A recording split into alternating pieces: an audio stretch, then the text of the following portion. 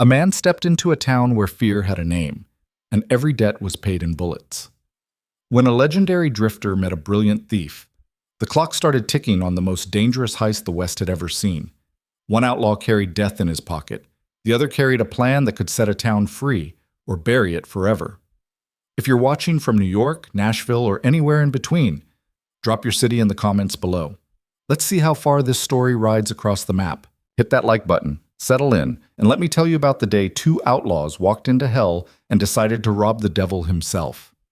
The town of Gallows Bend didn't have a mayor worth mentioning, but it had a king. His name was Horace Vane, and he ruled from behind a polished oak desk in the biggest brick building for 60 miles. The bank stood 3 stories tall, casting a shadow over the crooked street like a gravestone that hadn't been carved yet. Every farmer, rancher, and shopkeeper in the valley owed Vane something: money, land, or silence. Most owed all 3. It was late August, and the heat sat on the town like an iron lid on a cookpot. Dust hung in the air, sticking to skin and clothes, turning every breath into a dry rasp. The wooden sidewalks creaked under the weight of men too tired to care and women too scared to speak. Gallows Bend wasn't dying, it was being strangled. That's when Vale Mercer rode in. He came from the south, alone, on a gray mare that looked like it had been stolen from someone who didn't need it anymore.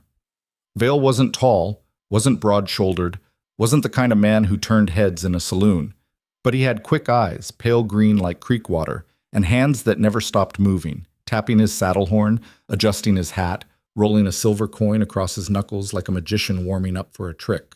He wore a dusty brown coat that had seen better years, a wide-brimmed hat pulled low, and a smile that made people nervous without knowing why. He dismounted outside the Lucky Star Saloon, tied his horse to the rail, and walked inside like he owned the place. The bartender, a thick-necked man named Guthrie, looked him over and grunted. "Whiskey," Vale said, laying a coin on the bar.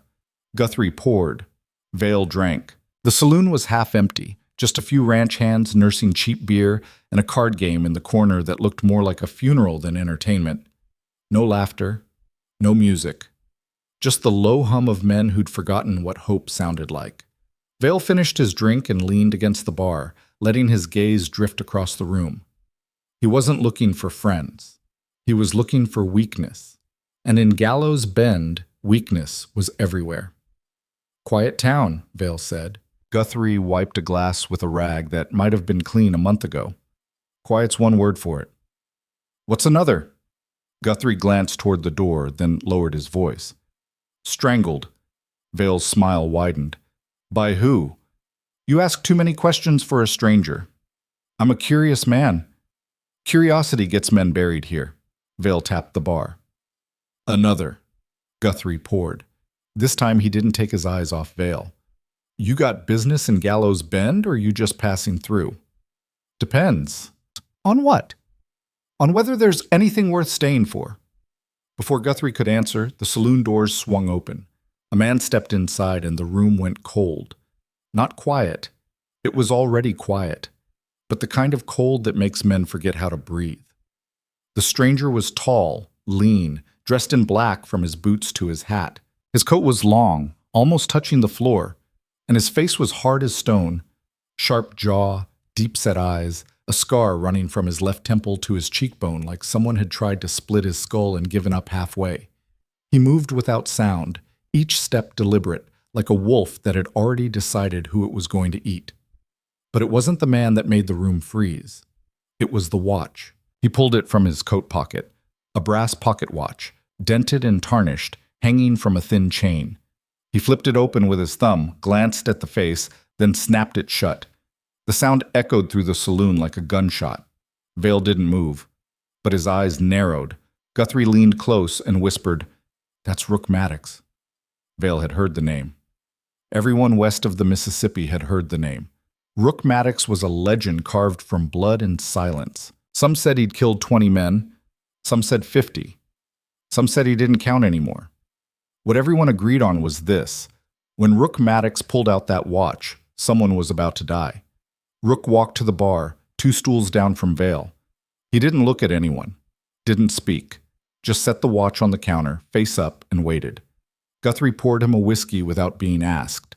Vale tilted his head, studying the man from the corner of his eye. The watch was ticking, slow, steady, like a heartbeat counting down. "That's a fine timepiece," Vale said casually.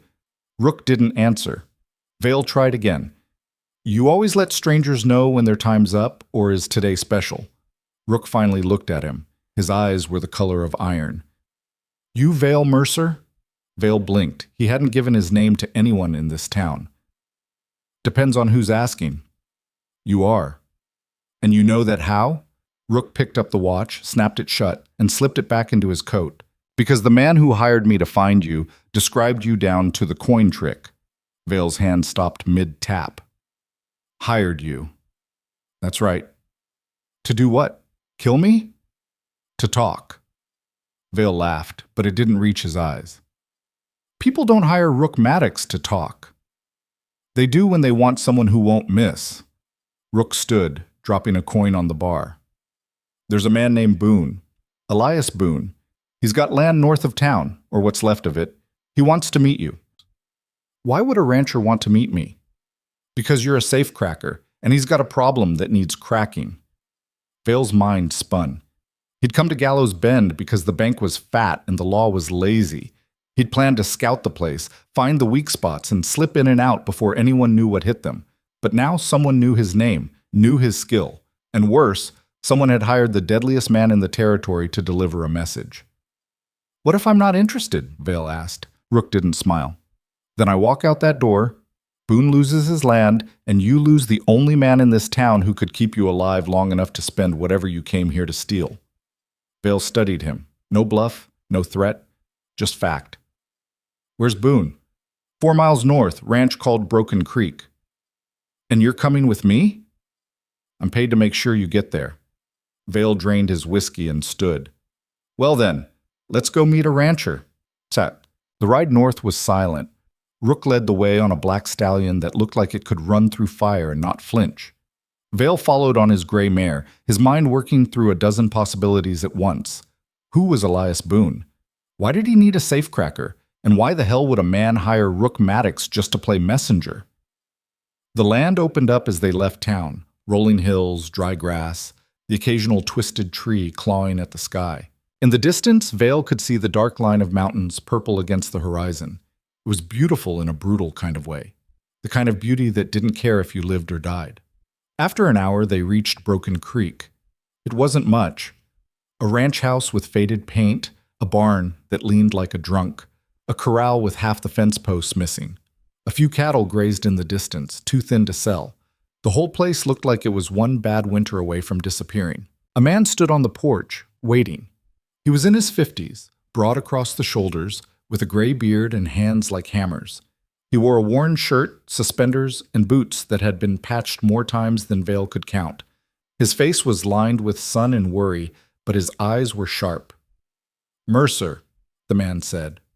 Not a question. "That's me." "Elias Boone." He gestured to the porch. "Come on, we need to talk." Vale dismounted and followed Boone inside. Rook stayed outside, leaning against the porch rail like a statue. The inside of the house was clean but bare. A table, a few chairs, a fireplace that hadn't been used in months.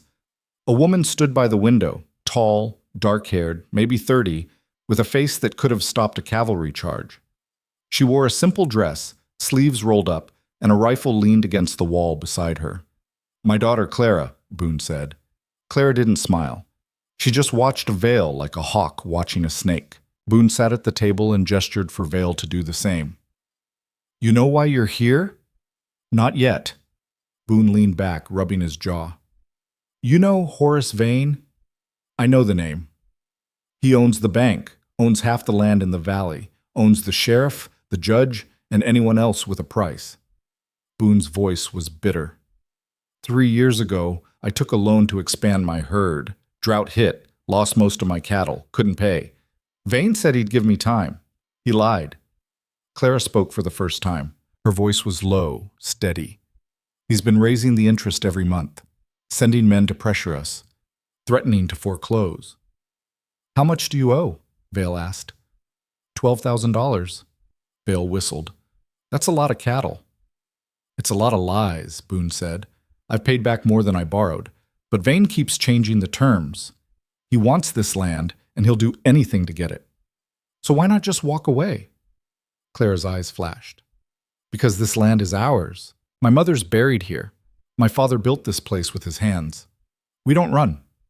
Vale leaned back, lacing his fingers behind his head. So you want me to crack Vane's safe? Steal your deed, maybe burn the records while I'm at it. Boone shook his head. I want you to rob the bank. Vale's eyebrows lifted. That's a step up from arson. Vane keeps his real books in that bank, the ones that show how he's been cheating everyone in this valley. If we expose him, we can break his hold. But we need proof, and we need money to fight him in court, if we can even find a judge he doesn't own. And you think I can just walk in and take it? I think you're the best safecracker west of Denver. I think Rook Maddox wouldn't have brought you here if you couldn't do it. And I think you didn't ride into Gallows Bend just to enjoy the scenery. Vale grinned. You're right about that. Clara stepped forward. We're not asking you to do this for free. There's money in that bank, more than Vane admits. You take what you need, but you give us the proof we need to destroy him. And if I say no? Boone's face hardened. Then we lose everything. And Vane keeps crushing people until there's no one left to crush. Vale stood, pacing the room. His mind was already turning over the plan, sight lines, guard rotations, the layout of the vault. But there was something else gnawing at him, something he couldn't quite name. He looked at Clara. Why me? Why not just shoot Vane and be done with it? Because killing him doesn't stop the system, she said. It just puts someone else in his chair. We need to break the machine, not just the man running it. Vale studied her. She meant every word. He turned to Boone. I'll need time to scout the bank. I'll need Rook to keep me breathing, and I'll need a way out when this all goes to hell, because it will. Boone nodded. You'll have it. Vale extended his hand. Boone shook it. Then, we've got a deal. That night, Vale and Rook camped a mile from the ranch. The fire crackled between them, casting shadows that danced across the rocks. Rook sat cross-legged, sharpening a knife with slow, methodical strokes. Vale watched him, trying to figure out what made a man like Rook Maddox tick. You really believe in this? Vale asked. Rook didn't look up. Doesn't matter what I believe. Then why take the job? Because Boone paid me. That's it? Just the money? Rook paused, testing the edge of the blade with his thumb. You ever see a man lose everything because someone stronger decided to take it? Vale thought about that. Yeah, I have. Then you know why it matters. Vale poked the fire with a stick. I didn't take you for the noble type. I'm not. Rook slipped the knife back into its sheath. But I've spent enough time on the wrong side to know what happens when no one pushes back. And you think we can win? Rook pulled out his pocket watch, flipped it open, and stared at the face. The firelight glinted off the brass. Winning's not the point. Surviving is. You always this cheerful? Rook snapped the watch shut. You always talk this much? Vale grinned. Only when I'm nervous. Good. Means you're paying attention. They sat in silence after that, the fire burning low. Somewhere in the distance, a coyote howled. Vale closed his eyes and let the sound wash over him. Tomorrow, he'd ride into Gallows Bend and start mapping the bank. Tomorrow, the clock would start ticking. And once Rook Maddox's watch started counting down, someone always ended up dead. The next morning, Vale rode into town alone. Rook stayed behind, watching from the hills like a ghost. Vale didn't mind. He worked better when people weren't watching. Gallows Bend looked the same as it had the day before. Dusty, tired, and mean. Vale tied his horse outside the general store and wandered down the street, hands in his pockets, eyes everywhere. He counted guards, noted the sheriff's patrol schedule, watched who came and went from the bank. The bank itself was a fortress. Thick brick walls, iron bars on the windows. A single door, reinforced with steel. 2 guards stood outside, both carrying rifles. Inside, Vale could see through the window. There were at least 3 more. He needed a closer look. Vale walked into the bank like he owned the place. The teller, a nervous man with thinning hair, looked up. Help you? Just opening an account, Vale said smoothly. Heard this was the safest bank in the territory. The teller relaxed a little. It is, mister. Vane runs a tight operation. Good to hear. Vale glanced around, taking in every detail. The placement of the vault door, the clerk's desk, the back hallway that probably led to Vane's office. "I'll be back tomorrow with my deposit." He walked out before anyone could ask questions. Outside, he nearly collided with a man stepping out of the sheriff's office. The man was short, round, with a face like a boiled ham. He wore a badge, but it sat crooked on his vest like he'd pinned it on drunk. "Watch where you're going," the sheriff grunted. "Apologies," Vale said, tipping his hat. The sheriff squinted at him. "You new in town? Just passing through?" "Well, pass faster. We don't need strangers stirring up trouble." Vale smiled. "Wouldn't dream of it, Sheriff." He walked away, feeling the sheriff's eyes on his back. Another problem. Another obstacle. But Vale had cracked tougher safes than this. He just needed time. And time, he knew, was the one thing Gallows Bend didn't have. That evening, Vale met Rook at the edge of town. They rode back toward Broken Creek, the sun sinking behind the mountains, painting the sky blood red.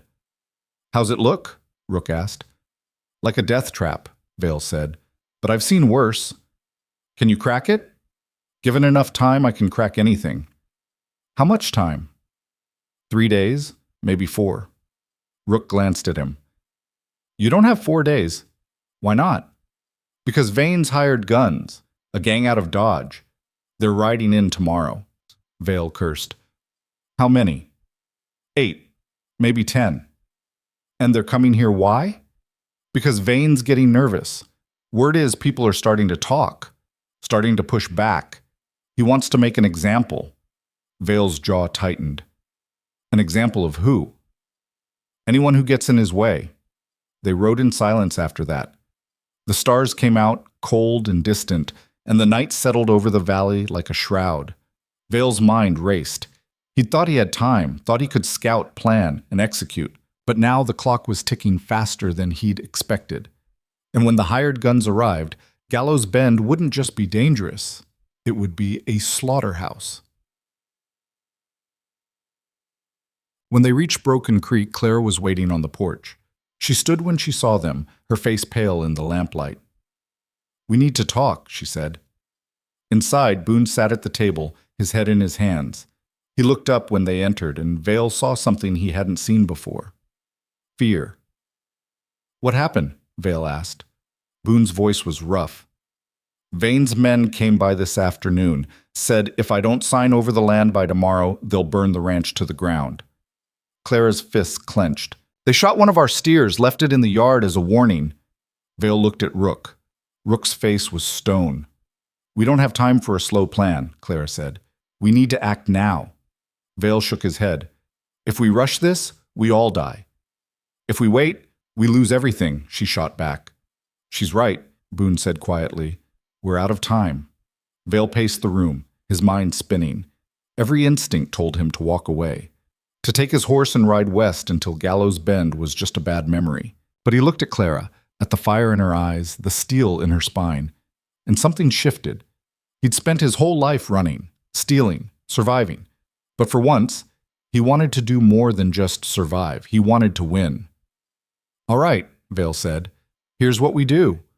Vale spread a hand-drawn map across the table, his finger tracing the outline of the bank's main floor. The lamplight flickered, casting shadows that made the sketch look like a living thing. Clara leaned in close, her arms crossed. Boone stood behind her, his weathered face carved with worry. Rook remained by the door, silent as a gravestone. "The vault's here," Vale said, tapping the center of the map. 2 feet of steel, Yale lock mechanism, probably a time delay. Guards rotate every 4 hours, 2 outside, 3 inside during the day. At night, it drops to 1 outside, 2 inside. "So we hit it at night," Clara said. Vale shook his head. "Nights when they're most alert. We hit it mid-afternoon, when the town's moving, when people are distracted." Boone frowned. "That's when there's the most witnesses." "Exactly. And that's when Vane's hired guns will be drinking, gambling, getting comfortable. They won't expect anyone to be stupid enough to rob a bank in broad daylight." Rook spoke from the doorway. "Stupid's the right word." Vale grinned. "Stupid and brilliant are closer than you think." Clara's eyes narrowed. "What's the actual plan? Walk in and ask nicely?" "Close." Vale leaned back in his chair, lacing his fingers behind his head. I walk in as a customer. You create a distraction outside, something loud, something that pulls the guards' attention. While they're looking at you, I slip into the back, crack the vault, and grab what we need. And then? Boone asked. Then I walk out the front door like nothing happened. Clara stared at him. That's insane. That's why it'll work. Rook pushed off the door frame and stepped closer. What kind of distraction? Vale looked at Clara. You said you don't run. Prove it. March into town tomorrow with every settler who's lost land to Vane. Make noise. Demand answers. Create chaos. Clara's jaw tightened. You want me to start a riot? I want you to start a conversation, loud enough that everyone forgets to watch their backs. Boone rubbed his beard. There are at least 30 families' veins squeezed dry. If we rally them, we could fill the street. That's what I'm counting on, Vale said. But you need to keep it controlled. No guns, no violence, just voices. The second someone fires a shot, this whole thing collapses. Clara met his eyes. And you're sure you can crack the vault in time? Vale's smile didn't waver. I've never met a lock I couldn't sweet talk. Rook crossed his arms. What about the guns coming in tomorrow? They'll be watching for exactly this kind of move. Then we do it before they settle in. They'll arrive tired, dusty, looking for whiskey and cards. We hit the bank while they're still finding their beds. Boone looked at his daughter. Clara looked at Vale. The room held its breath. Finally, Clara nodded. I'll gather the settlers. We'll be ready by noon. Vale stood, rolling up the map. Then we've got a lot to do before sunrise. The night passed in a blur of preparation. Vale rode into town before dawn, slipping through the empty streets like smoke. He needed one more look at the vault, needed to confirm the lock type, the door weight, the angle of the hinges. Breaking into a bank wasn't just about skill, it was about timing, patience, and knowing exactly where to put pressure. He circled around to the alley behind the bank, where the service entrance sat half-hidden behind stacked crates. The door was locked, but Vale had picked harder. He pulled a slim metal tool from his coat, worked the mechanism for 30 seconds, and felt the bolt slide free. Inside, the back hallway was dark and narrow. Vale moved without sound, every step measured. He could hear voices from the main floor, guards talking, boots scuffing wood. He crept closer until he could see through the gap in the doorway. The vault door stood at the far end of the room, a massive iron face set into the brick. It was even heavier than he'd expected. 2 locks instead of 1, a wheel mechanism that would take strength to turn. Vale studied it from the shadows, memorizing every detail. You lost? Vale froze. The voice came from behind him, low, rough, and far too close. He turned slowly. A guard stood in the hallway, rifle in hand, eyes sharp. The man wasn't young, but he wasn't slow either. Vale smiled. Just looking for the privy. Bank doesn't have a privy. Well, that explains my confusion. The guard stepped closer, raising the rifle. How'd you get in here? Back door was open. Figured someone forgot to lock it. Back doors never open. Vale's mind raced. He could run, but the guard would shoot. He could fight, but a gunshot would bring the whole town down on him. So he did the only thing that made sense. He raised his hands. You got me. The guard's eyes narrowed. Who are you working for? Myself, mostly. Sometimes God, but he doesn't pay well. Funny. Move. The guard gestured with the rifle toward the main floor. Vale walked slowly, every nerve screaming. If they searched him, they'd find his tools. If they held him overnight, the plan died before it started. He needed a way out, and he needed it fast. They stepped into the main room. 2 more guards looked up from a card game. One of them stood, hand moving toward his pistol. Caught him sneaking around back, the first guard said. The second guard, a tall man with a scar across his nose, walked over. You got a name? John Smith, Vale said. Original. My parents lacked imagination. Scarnose grabbed Vale by the collar and shoved him against the wall. Empty your pockets. Vale's heart hammered. This was it. The moment the whole plan unraveled. But before the guard could search him, the front door burst open. A woman stumbled in, sobbing, her dress torn at the shoulder. Please, someone help! My husband. He's been shot. The guard spun toward her. Vale didn't wait.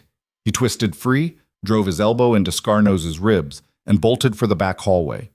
Shouts erupted behind him. Boots pounded the floor, but Vale was already gone, slipping through the service door and into the alley. He ran 3 blocks before he stopped, gasping, his heart trying to climb out of his chest. That had been too close. Way too close.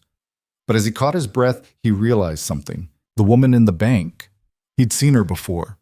At Broken Creek. One of Boone's neighbors. Clara had sent her. Vale leaned against a wall and started laughing. She'd anticipated the risk and planted a backup. Smart, dangerous, and exactly the kind of partner he needed if this was going to work. He straightened his coat and headed back toward the edge of town. The sun was rising now, painting the sky in shades of gold and rust. Today was the day, and there was no turning back. By mid-morning, Gallows Bend was crawling with tension. The hired guns had arrived just after dawn, 10 men, hard-eyed and dust-covered, riding horses that looked like they'd been ridden through hell. They tied up outside the saloon and filed inside, their spurs jingling like funeral bells. Vale watched from across the street, hidden in the shadow of the mercantile. He counted faces, noted weapons, memorized the way each man moved. These weren't drifters or small-time thugs. These were killers, professional, efficient, the kind of men who didn't ask questions before pulling triggers. Rook appeared beside him, silent as always. Recognize any of them? Vale nodded toward the tallest of the group, a man with a leather duster and a face like carved granite. That's Colt Draven. Used to run with the Jameson gang out of Kansas, killed a marshal in Abilene. Dangerous? Very. Rook's jaw tightened. Then we moved fast. They slipped away from the mercantile and headed toward the north edge of town, where Clara was gathering the settlers. Vale had expected a handful of families. What he found was a crowd. 30 men and women stood in the street, some holding tools, others clutching letters and contracts. Their faces were lined with anger and desperation. Clara stood at the front, tall and steady, her voice carrying over the murmur of the crowd. Horace Vane has taken everything from us, she was saying. Our land, our livelihood, our futures. He's done it with lies, with threats, with a system that bends the law to his will. But today, we make him answer for it. A man near the back called out, "Answer how? He owns the sheriff. He owns the judge. What's talking going to do?" "Talking makes us visible," Clara shot back. "As long as we stay quiet, he can pretend we don't exist. But if we stand together, if we demand accountability, we force him to face us." A woman stepped forward, her face streaked with tears. "My husband signed a contract with Vane's bank. We paid every month for 2 years. Then Vane said we owed double. He took our farm, took everything. What's a protest going to do against that?" Claire's voice softened. "I don't know if it'll be enough, but I know staying silent won't change anything. We've tried begging. We've tried negotiating. All that's left is standing our ground." Boone stepped beside his daughter. "We're not asking you to fight. We're asking you to be seen, to let Vane know that we won't disappear quietly." The crowd murmured. Some nodded. Others looked uncertain. But slowly, one by one, they began to move. Clara led them down the main street toward the bank, and the air filled with the sound of footsteps and voices rising together. Vale watched them go, then turned to Rook. "This is going to get ugly." Rook's hand rested on the grip of his revolver. "It already is." By noon, the street outside the bank was packed. The settlers stood shoulder to shoulder, their voices blending into a single roar. They chanted Vane's name, demanded answers, waved papers and contracts in the air like battle flags. Shopkeepers stepped out of their stores to watch. Townsfolk gathered on the sidewalks. Even the saloon emptied as men came to see what the commotion was about. Vale slipped through the crowd, his hat pulled low, his coat buttoned tight. No one paid him any attention. All eyes were on Clara, who stood on the steps of the bank, facing the closed doors. "Horace Vane!" she shouted. "Come out and face the people you've ruined." The doors remained shut. Clara tried again. "You can hide behind those walls, but you can't hide from the truth. We have contracts that prove your fraud. We have families you've destroyed. Come out and answer for it." Still nothing. The crowd's anger grew. Men shouted. Women wept. Someone threw a rock, and it clattered against the brick wall. The guards outside shifted nervously, gripping their rifles tighter. Vale moved closer to the bank's side wall where a narrow alley led to the service entrance. He glanced back at the crowd. Clara caught his eye for just a second, then turned back to the doors. She'd given him his opening. Vale slipped into the alley and made his way to the back door. This time he moved faster. The lock clicked open in 15 seconds. He eased the door shut behind him and stepped into the dim hallway. The sound of the crowd was muffled here, a distant roar like ocean waves. Vale moved toward the main floor, staying low, listening. He could hear the guards inside arguing. "We should disperse them," one said. "With what? There's 40 of them and 3 of us." "Then get the sheriff." "Sheriff's hiding in his office. Useless bastard." Vale smiled. Chaos was working exactly as planned. He crept past the doorway and into the vault room. The massive iron door loomed before him, cold and impenetrable. Vale pulled his tools from his coat, thin metal picks, a small listening device, a vial of oil. He knelt before the first lock and got to work. The mechanism was complex, but Vale had cracked worse. He slid the pick into the keyhole, feeling for the pins, applying pressure with the precision of a surgeon. The first lock clicked open after 2 minutes. The second took 4. Then came the wheel. Vale pressed his ear against the door, listening to the tumblers inside. He turned the wheel slowly, feeling for resistance, waiting for the telltale vibration that meant a pin had aligned. It was delicate work, quiet work, the kind of work that required absolute focus. Outside, the crowd's shouting grew louder. Vale's hands didn't shake. He turned the wheel another notch. Another. Then, click. The vault door swung open. Inside, the shelves were lined with cash, documents, ledgers. Vale's eyes scanned the contents, looking for what Boone needed. He found it in a leather-bound book marked Private Accounts. He flipped it open and saw columns of numbers, names, dates, all the proof of Vane's fraud laid out in meticulous detail. Vale grabbed the ledger, stuffed it into his coat, and turned to leave. That's when he heard the footsteps. Someone was coming down the hallway. Fast. Vale's pulse spiked. He ducked behind the vault door, pressing himself into the shadows. The footsteps grew closer. A guard appeared in the doorway, rifle raised. "Who's there?" Vale didn't breathe.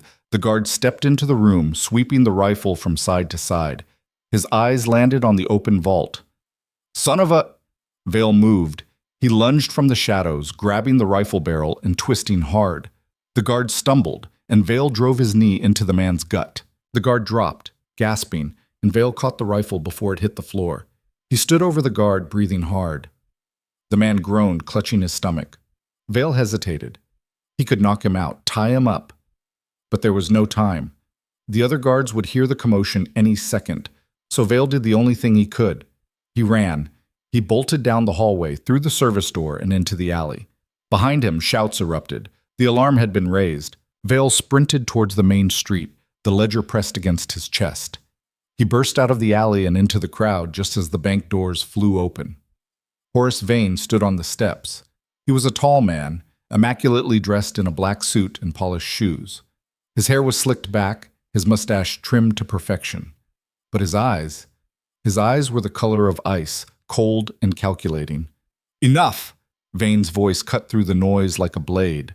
The crowd fell silent. Vane surveyed the settlers with a look of pure contempt. "You come to my bank. You disturb my business. You make demands as if you have any power here." He smiled, and it was the smile of a snake. "Let me remind you of something. I own this town. I own your land. I own your futures. And if you think standing in my street shouting will change that, you're more foolish than I thought." Clara stepped forward. "We have proof of your fraud, Vane. We know what you've done." Vane's smile widened. "Proof? What proof? Contracts you signed willingly? Loans you failed to repay? You lost your land because you were weak, because you couldn't survive. Don't blame me for your failures." The crowd erupted in anger. Men surged forward. The guards raised their rifles. And then Rook stepped out of the crowd. He didn't draw his gun, didn't say a word. He just walked forward, slow and deliberate, until he stood between Vane and the settlers. Vane's smile faltered. "You know who I am," Rook said quietly. Vane's jaw tightened. "I do." "Then you know what happens when I pull out my watch." Vane's eyes flicked to Rook's coat pocket. "You wouldn't." Rook pulled out the brass watch and flipped it open. The ticking echoed in the sudden silence. "Walk away," Rook said, "while you still can." For the first time, Horace Vane looked afraid. He took a step back, then another. Then he turned and disappeared into the bank, slamming the doors behind him. The crowd exhaled as one. Clara turned to Rook, her eyes wide. What just happened? Rook snapped the watch shut and slipped it back into his pocket. Bought us time. Vale pushed through the crowd and grabbed Clara's arm. We need to move. Now. Why? We have the ledger. Because Vane's hired guns just rode up behind you. The crowd turned. At the end of the street, 10 men sat on horseback, hands resting on their revolvers. Colt Draven sat at the front, his face expressionless. Clara's breath caught. We're unarmed. Vale's mind raced. The plan had been to grab the ledger and slip away in the chaos, but now the chaos was turning into a massacre. Rook stepped forward again. Get them out of here. What are you going to do? Vale asked. Rook didn't answer. He just started walking toward the hired guns. Vale cursed. He's going to get himself killed. Clara grabbed his shoulder. We have to help him. With what? Angry words? With numbers. Clara turned to the crowd. Everyone to the church, now! The settlers scattered, running for cover. Vale grabbed Clara's hand and pulled her toward the nearest alley. Behind them, Rook stopped in the middle of the street, standing alone. Colt Draven dismounted and walked forward. Heard you were in town, Maddox. Rook didn't move. Heard you were getting paid to kill farmers. Draven shrugged. Money's money. Walk away, Colt. Can't do that. Got a contract. Rook's hand moved toward his gun. Then you've got a problem. Draven smiled. Only one of us is outnumbered, Rook. Rook pulled out his watch one more time. He flipped it open and stared at the face. Then he looked up at Draven. Time's up. And the shooting started. Rook drew his revolver in a blur, firing 3 times before Draven's gun even cleared leather. 2 of the hired guns dropped from their saddles. The third clutched his shoulder and screamed. The rest scattered, diving for cover behind water troughs and hitching posts. Rook didn't run. He advanced, gun blazing, each shot precise and deadly. Vale watched from the alley, his heart in his throat. He'd seen men fight before, but never like this. Rook moved like death itself, calm and unstoppable. But 10 against 1 was still 10 against 1. A bullet caught Rook in the side. He staggered, but didn't fall. Another grazed his shoulder, blood soaked through his coat. Vale made a decision. He grabbed a discarded rifle from the ground and stepped into the street. Clara shouted, What are you doing? Something stupid. Vale raised the rifle and fired. He wasn't a gunfighter, wasn't a soldier, but he'd grown up shooting bottles off fences, and muscle memory kicked in. One of the hired guns yelped and dropped his weapon. Rook glanced back, surprised. Then he grinned, a rare fleeting thing, and kept firing. Together, they pushed the hired guns back. The settlers, seeing 2 men standing against a gang, found their courage. Men grabbed tools, rocks, anything they could find. Women threw bottles from second-story windows. The tide turned from a slaughter into a brawl. Colt Draven, bleeding from a wound in his leg, shouted for his men to retreat. They mounted their horses and rode hard out of town, leaving 3 bodies in the street. When the dust settled, Rook was still standing, barely. Vale ran to him, catching him before he collapsed. You insane bastard? Rook's breathing was ragged. Worked, didn't it? Clara appeared with a bandage torn from her dress. We need to get him to the ranch. Boone brought a wagon around, and they loaded Rook into the back. Vale climbed in beside him, pressing the cloth against the worst of the wounds. As they rode out of town, Vale looked back at Gallows Bend. Smoke rose from a building someone had set on fire during the chaos. People stood in the street, staring at the bodies. And somewhere in that bank, Horace Vane was plotting his next move.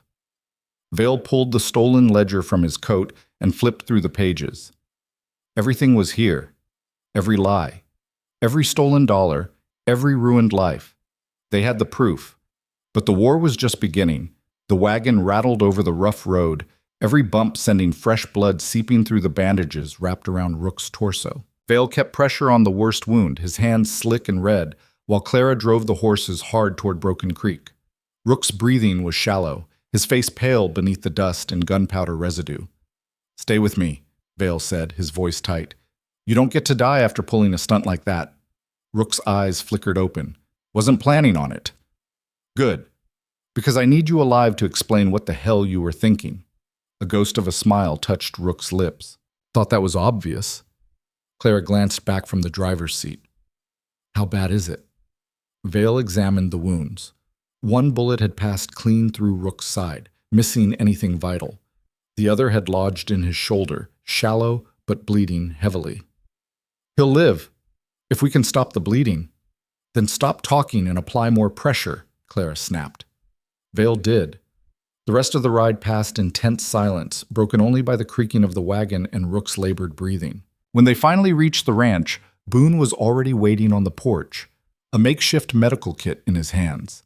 They carried Rook inside and laid him on the kitchen table. Clara lit every lamp in the room while Boone laid out clean cloth, whiskey, and a knife he'd heated over the stove.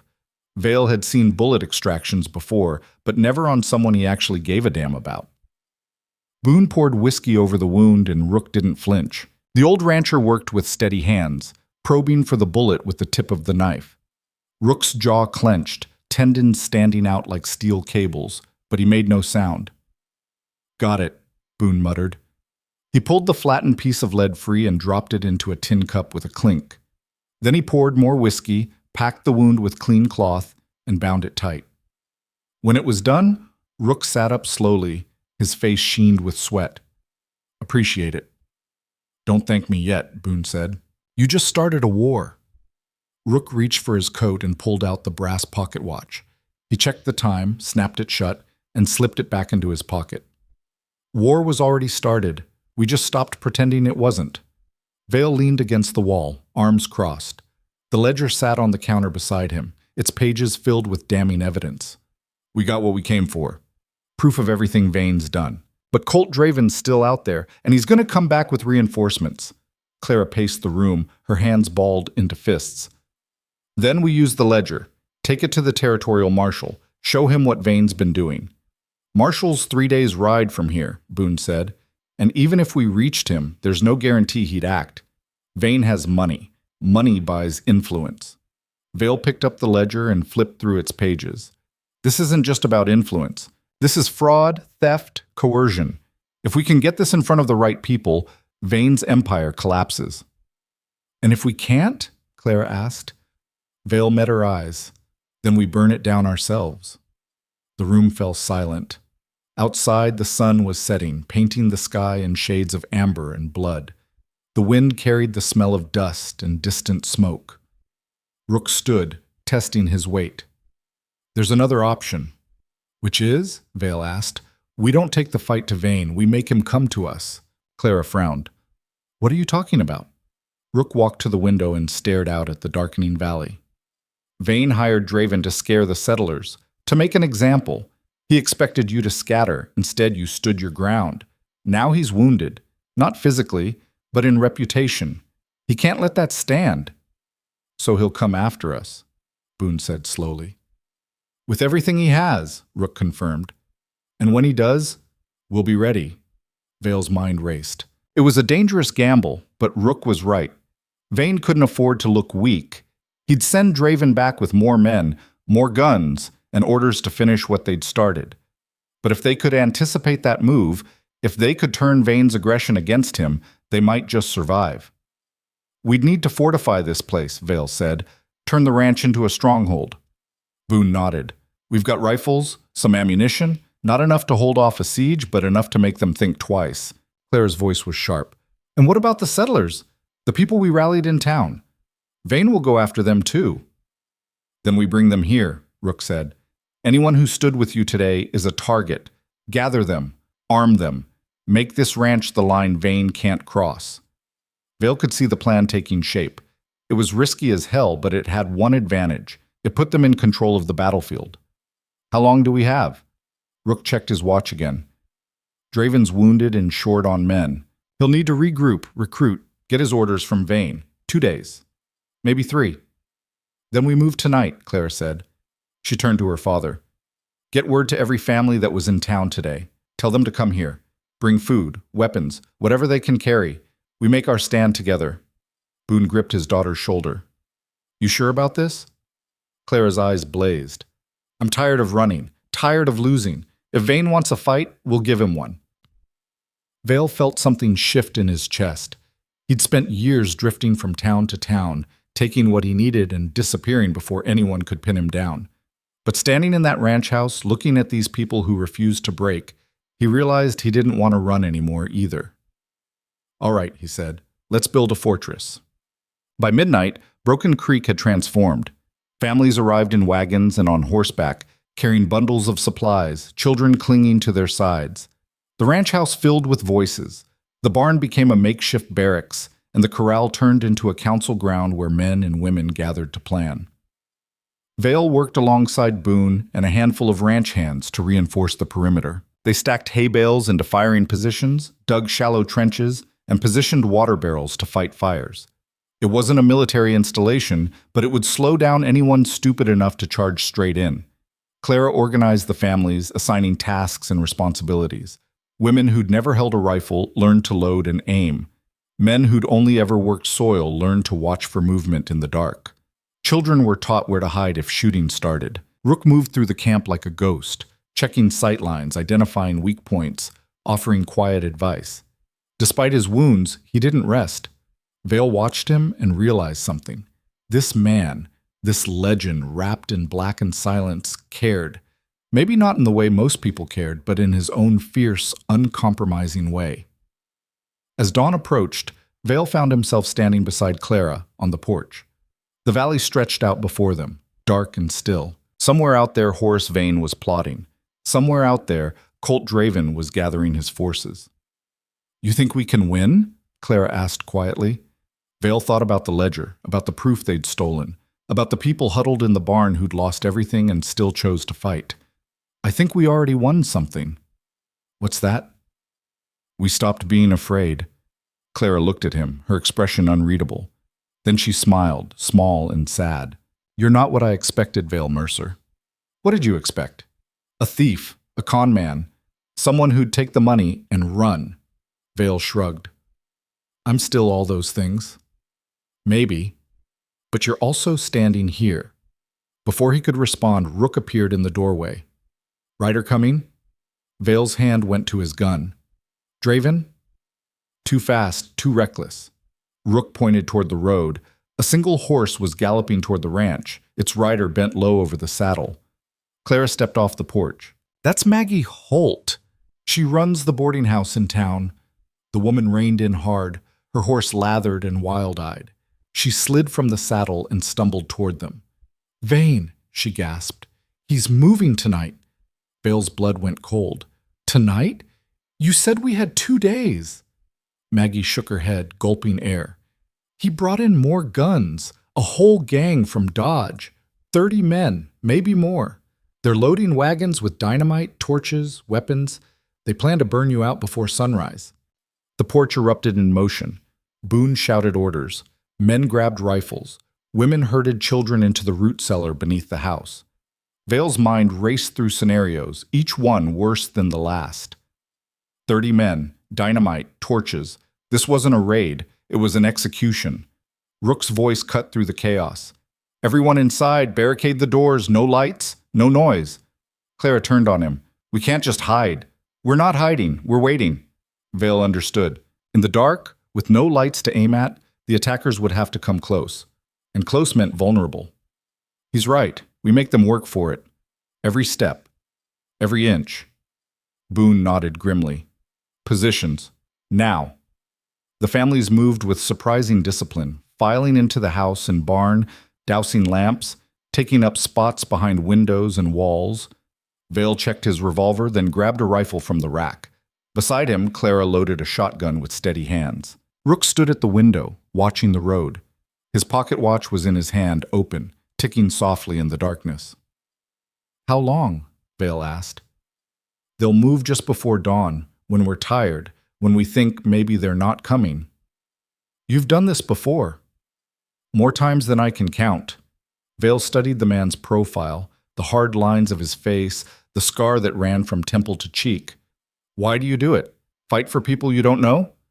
Rook was quiet for a long moment. Then he said, "Because someone has to." It wasn't an answer, but somehow it was enough. Us. The attack came at 4 in the morning, when the sky was still black and the stars were fading. Vale heard them before he saw them. The rumble of wagon wheels, the jingle of harnesses, the low murmur of men preparing for violence.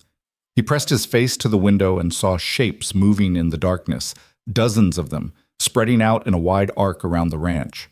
Beside him, Rook whispered, "Wait." The tension was unbearable. Vale's hands were slick with sweat, his heart hammered against his ribs. Every instinct screamed to shoot, to move, to do something. But he waited. The attackers crept closer. Vale could make out individual figures now, men carrying torches, others hauling crates of dynamite, still others with rifles raised and ready. At the center of the line, mounted on a black horse, sat Colt Draven. His face was wrapped in bandages, but his eyes glittered with rage. "Hold," Rook murmured. The men reached the first line of hay bales. One of them lit a torch and hurled it. The bale caught fire, flames leaping into the night. "Now," Rook said. The ranch exploded with gunfire. Muzzle flashes lit the darkness like lightning. Men screamed and fell. The attackers scattered, diving for cover, returning fire blindly. Bullets tore through walls, shattered windows, kicked up dirt. Vale fired methodically, aiming for shapes rather than faces, squeezing the trigger with the same precision he used on locks. Beside him, Clara worked the shotgun with grim efficiency. Across the room, Boone and the other settlers held their ground, pouring lead into the darkness. The battle turned into chaos. Fire spread from the burning hay bale to the dry grass. Smoke filled the air, choking and thick. Someone threw dynamite. The explosion ripped through the night, sending dirt and debris skyward. The blast shook the house, cracking windows, rattling teeth. "They're trying to flush us out," Clara shouted over the roar. Vale reloaded, his ears ringing. "It's working!" More dynamite. Another explosion, closer this time. Part of the barn's roof collapsed. Horses screamed in the corral. The heat from the fires was becoming unbearable. Rook grabbed Vale's shoulder. "The vault money. Where is it?" Vale blinked, confused. "What?" "The money you stole from the bank. Where did you hide it?" Vale's mind reeled. In the chaos of the shootout, the ride back to the ranch, Rook's injuries, he'd completely forgotten. He'd cracked the vault, grabbed the ledger, but he'd also grabbed 3 bags of cash and stuffed them into a saddlebag he'd hidden in the barn that was currently on fire. "Hell," Vale breathed. Rook's eyes narrowed. "You didn't." "I was going to move it." "Where exactly?" "Back corner of the barn, under the loose floorboard." Another explosion rocked the night. This one took out the corral fence. Cattle stampeded into the darkness, adding to the mayhem. Rook stood. "Cover me." "You're insane! That barn's about to collapse." "Then I'd better hurry." Before Vale could stop him, Rook was out the door and sprinting across the open ground. Bullets kicked up dirt at his heels. Fire roared all around. Vale and Clara laid down covering fire, forcing the attackers to keep their heads down. Rook disappeared into the burning barn. Seconds crawled by. Vale's hand shook as he reloaded. Clara was shouting something, but he couldn't hear over the gunfire and the roar of flames. The barn's front wall buckled, timbers groaning. Then Rook emerged, 3 saddlebags slung over his shoulder, his coat smoking. He ran flat out as the barn collapsed behind him, a massive crash that sent sparks spiraling into the sky. He dove through the door just as another volley of gunfire tore through the space he'd occupied. Vale grabbed him, pulled him inside, slammed the door shut. Rook dropped the saddlebags and doubled over, coughing. His shoulder wound had reopened, blood soaking through the bandage. "You stupid bastard," Vale said, equal parts furious and relieved. Rook straightened, wiping soot from his face. "You're welcome." Outside, the gunfire was slowing. The attackers were regrouping, reassessing. They'd expected the ranch to fold under the initial assault. Instead, they'd run into a hornet's nest. Colt Draven's voice cut through the smoke. "Maddox, I know you're in there." Rook moved to the shattered window. "I'm here, Colt." "This doesn't have to end with everyone dead. Send out Mercer and the Ledger and we'll ride away." "And let Vane keep crushing these people?" Rook's voice was cold. "Not a chance." "Then you all burn." Rook pulled out his pocket watch. He stared at it for a long moment, then called back. "You've got one chance to walk away, Colt. Take it." Draven laughed, harsh and bitter. "You're outgunned, outnumbered, and out of time. What makes you think I'm the one who should run?" Rook snapped the watch shut and raised his voice so everyone could hear. Because I just changed the plan. Vale's stomach dropped. What are you talking about? Rook turned to him, and in his eyes was something Vale had never seen before. Not fear, not doubt, but absolute certainty. The money. How much is in those bags? 30,000, maybe more. And Vane's gang. How much is he paying them? Vale saw where this was going. Standard rate for guns for hire. $100 a man, maybe $200 for Draven. Rook hefted one of the saddlebags and walked to the door. He threw it open and hurled the bag into the yard. It landed with a heavy thud, splitting open. Cash spilled across the dirt, glittering in the firelight. The shooting stopped. Rook grabbed the second bag and threw it out. More cash scattered like autumn leaves. That's $60,000, Rook shouted. Split 30 ways. That's $2,000 per man. More than Vane will ever pay you. Take it and ride, or stay and die for a banker who sees you as disposable. Silence. The kind of silence that comes when greed and survival collide. Colt Draven's voice was tight. You think you can buy us off? I think you're smart enough to know when the job's not worth it, Rook called back. Vane hired you to scare farmers, not to die for a lost cause. More silence. Then, movement in the darkness. Men were talking, arguing. Vale could hear the tension, the shift in the air. Money changed everything. It always did. Draven spoke again, and this time his voice was different, calculating. What about the ledger? Rook glanced at Vale. Vale pulled the ledger from his coat and held it up so Draven could see. We keep the ledger, Rook said. You keep the money. Everyone walks away. The pause stretched so long Vale thought his heart would stop. Then Colt Draven laughed. It was a tired sound, the laugh of a man who'd seen too much blood and wanted a reason to stop. You've got a deal, Maddox. Your word? My word. Rook nodded. Then take your money and go. The hired guns didn't need to be told twice. They swarmed the scattered cash, stuffing bills into pockets and saddlebags, fighting over every dollar like starving dogs. Within minutes, they were mounting up, their horses loaded with fortune. Colt Draven was the last to leave. He rode up to the edge of the firelight and looked at Rook. You're either the smartest man I've ever met or the craziest. Rook didn't smile. Both. Draven tipped his hat. Tell Vane we're done. He wants revenge. He can get his own hands dirty. Then he turned his horse and rode into the darkness, his men following like shadows. The ranch fell silent. The fires still burned, but the guns were quiet.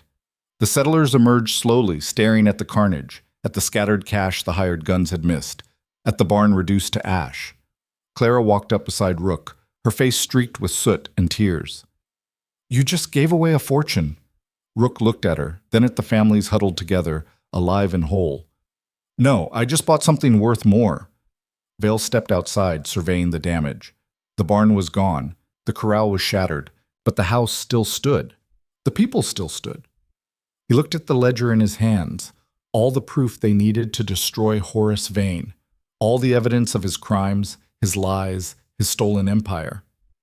Now what? Clara asked. Vale's smile was sharp. Now we finish what we started. Dawn broke over Broken Creek like a wound opening. The sky bled red and gold, painting the scorched earth in shades of fire. The settlers gathered in the yard, exhausted but unbroken. They'd survived the night, survived Vane's wrath, and in doing so, they'd proved something no one could deny. They were done being victims. Boone stood on the porch, his voice carrying over the crowd. We've got the proof. We've got witnesses. And we've got a choice. We can take this to the marshal, hope he acts, and wait for justice to maybe find its way to us. Or we can take it straight to Vane. And do what? Someone called out. Boone's jaw set. Show him that his kingdom's built on sand, that without his hired guns, without his threats, he's just a man, and men can fall. Clara stepped forward. We march into Gallows Bend, all of us. We take the ledger to every shop, every home, every person Vane's ever squeezed. We show them the truth, and we let the town decide what justice looks like. The settlers murmured, then nodded. One by one, voices rose in agreement. They'd come this far. They'd bled for this. They'd finish it. Vale watched them, something fierce and unfamiliar burning in his chest. These people had nothing left to lose and everything to gain, and that made them the most dangerous force in the territory. Rook checked his pocket watch one last time, then looked at Vale. Ready? Vale thought about every lock he'd ever cracked, every town he'd ever fled, every person he'd ever left behind. Then he thought about standing here, now, with these people who refused to break. Yeah, he said. I'm ready. The wagon caravan rolled into Gallows Bend just after noon, a slow procession of survivors carrying the weight of their rage like a loaded cannon. Vale sat beside Clara on the lead wagon, the leather-bound ledger pressed against his chest. Behind them, 30 families followed on horseback and foot, their faces grim, their eyes fixed on the 3-story bank that loomed over the town like a tombstone. Word had spread faster than wildfire. Shopkeepers stood in doorways, watching. Women gathered on the wooden sidewalks, whispering behind their hands. Even the saloon had emptied, its patrons spilling into the street to witness whatever was about to unfold. The air hummed with tension, thick enough to choke on. Rook rode ahead on his black stallion, his coat still singed from the barn fire, his shoulder bandaged beneath the fabric. He moved like a shadow given form, and people stepped back as he passed. The legend of what had happened at Broken Creek had already taken root. 3 dead hired guns left in the street, a fortune thrown to the wind, and Horace Vane's empire of fear crumbling like sun-dried clay. They stopped in front of the bank. Vale climbed down from the wagon, his boots hitting the dirt with a solid thud. Clara followed, her chin raised, her hands steady. Boone dismounted and stood beside his daughter, his presence as unmovable as the mountains in the distance. The bank doors remained closed. The guards who'd stood watch 2 days ago were nowhere to be seen. Even the sheriff's office across the street sat dark and empty. Vale raised his voice so the entire town could hear. Horace Vane, come out and face what you've done. Silence answered him. The crowd that had gathered on the sidewalk shifted nervously, waiting. Clara stepped forward. We know you're in there, Vane. We know what you are, and we've brought proof. Still nothing. Then the door cracked open. Not Vane. Instead, a thin man in a clerk's suit stepped out, his hands raised in supplication. His face was pale, his eyes darting between the crowd and the bank like a trapped animal. Mister, Vane is not receiving visitors today. Then he can listen from wherever he's hiding, Vale said. He held up the ledger for everyone to see. This is Horace Vane's private account book. Every fraudulent contract, every stolen dollar, every lie he's used to crush the people of this valley. It's all here. The clerk's throat bobbed. That's private property. You have no right. We have every right, Clara cut in. These are our lives written in those pages, our land, our futures, and we're taking them back. Vale opened the ledger and began to read aloud, his voice carrying across the street. Elias Boone, original loan $4,000, amount paid to date $7,200, amount Vane claims is owed $12,000. Interest rate changed 6 times without notice. Foreclosure threatened 14 times in 18 months. A murmur rippled through the crowd. People leaned in closer, listening. Vale flipped to another page. Margaret Holt, widow, took a loan to keep her boarding house running after her husband died. Paid back every cent within a year. Vane added fees she never agreed to. Threatened to seize the property unless she paid triple the original amount. The murmur grew louder. Faces in the crowd hardened with recognition. These weren't abstract crimes. These were their neighbors, their friends, themselves. Vale kept reading, name after name, lie after lie. With each entry, the anger in the crowd swelled like a gathering storm. People who'd been silent for years found their voices. Men who'd accepted their losses as inevitable began to see them for what they were. Theft dressed up as business. The clerk tried to speak. This is slander. Mr. Vane is a respected... Respected? A woman pushed through the crowd, her face twisted with fury. He took my farm. My children went hungry because of his lies. Another voice joined hers. He threatened my family, said if I didn't pay, he'd see my son arrested on false charges. More voices. More stories. The dam had broken, and the flood poured out. Boone raised his hand, and the crowd quieted. We're not here for vengeance. We're here for the truth. And the truth is this. Horace Vane has built his empire on the backs of broken people. He's used the law as a weapon, fear as a tool, and greed as his only measure of worth. But today, we're done being afraid. The crowd roared its agreement. Vale turned back to the clerk. Tell Vane we're giving him one chance. Come out, answer for what he's done, or we take this ledger to the territorial governor and let the courts decide. The clerk stammered, I'll relay your message. He disappeared inside, the door slamming shut behind him. The wait was agonizing. The crowd pressed closer, a living thing made of anger and hope. Vale could feel the tension coiling tighter with each passing second. Beside him, Rook stood motionless, his hand resting on the grip of his revolver. Then the door opened again. This time, Horace Vane stepped out. He looked smaller than Vale remembered. Still impeccably dressed, his suit pressed and shoes polished. But there was something hollow about him now. His confidence had cracked, and through the fissures, fear leaked out like poison. Vane's eyes swept over the crowd, then settled on Vale. You've made your point, Mr. Mercer. You have my attention. It's not your attention we want, Claire said. It's your confession. Vane's lip curled. Confession? I've done nothing that wasn't within the bounds of the law. Your law, Boone said. The one you bought and paid for. Vane straightened, trying to reclaim his composure. I am a businessman. I provide loans to those who need them. If they fail to repay, that is their failure, not mine. You changed the terms, Vale said flatly. You raised interest rates without notice. You added fees that were never agreed to. You used threats and intimidation to force people off their land so you could claim it for pennies on the dollar. Prove it. Vale held up the ledger. Already did. Vane's eyes narrowed. That ledger is stolen property. Nothing in it is admissible in any court. Maybe not, Rook said, speaking for the first time. His voice was quiet, but it cut through the noise like a blade.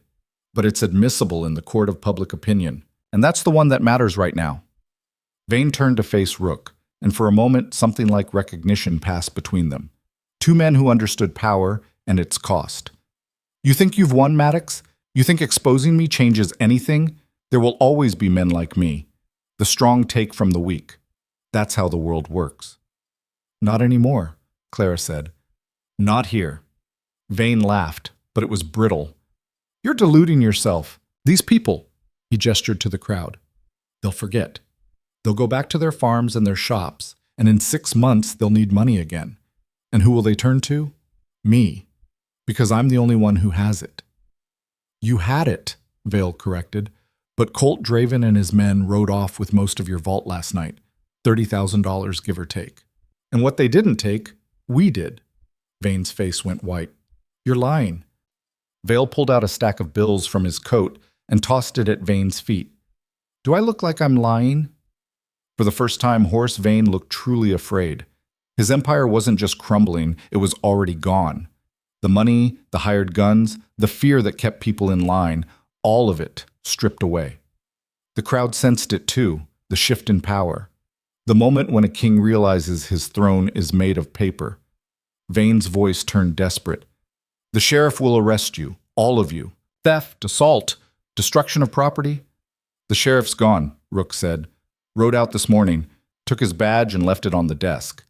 Vane staggered back as if struck. No, that's not... He wouldn't... He did, a voice called from the crowd. It was Guthrie, the bartender. Saw him leave myself, said he wasn't dying for a lost cause. Vane's knees buckled. He caught himself against the doorframe, his carefully constructed mask finally shattering. You've destroyed me. No, Clara said quietly. You destroyed yourself. We just made sure everyone could see it. Vale stepped closer, his voice low enough that only Vane could hear. You've got two choices. Sign over every deed, every contract, every piece of land you stole. Return it to the people you took it from. Or we take this ledger to the governor, and you spend the rest of your life in a federal prison. Vane's hands trembled.